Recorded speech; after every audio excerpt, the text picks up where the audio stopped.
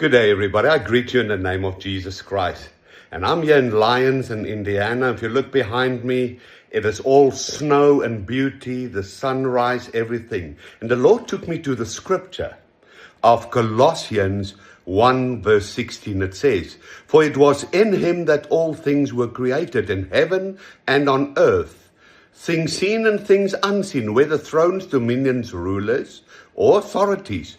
All things were created and exist through him, by his service, intervention, in and for him." So what the Lord then did, he took me to the scriptures and he showed me the snow and the sunrise and the mountains and the trees. He said, "Do you see me in all things?" And he said, and that is what man needs to do in this time and season. We need to encounter and really invoke the presence and the voice of the Lord in all of creation. He's in all. His breath is in all. He created all. And it was to glorify and to honor him.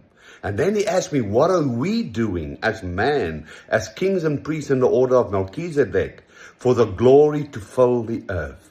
You see, we need to bring God's original intent back to creation. And we need to hear his voice, see his beauty, splendor and everything in all of creation. So this is a time that the kings need to rise up, speak to creation, command the glory, command the sound and frequency and vibration of heaven in everything, and tell everything to glorify God. They are created for him. And so that praise and worship fills the earth, so that of the glory of God can really fill everything. You see, when we are truly intimate and in a relationship with God, when we are radical lovers of God, we seek God in everything.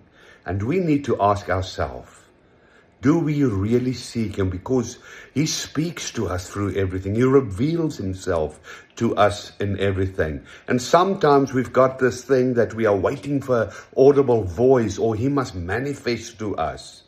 And that's the only way we learn and we hear. But now it's a time where God wants us to really encounter his voice in all of creation, is to be in that place of stillness and awe and amazement, and to be still but expectant to hear his voice. So I just want to bless you. May the Lord Yahweh bless you in abundance with eyes to see and ears to hear, that you're in awe and amazement of his creation, and that you will truly glorify him as the King of Kings. I bless you.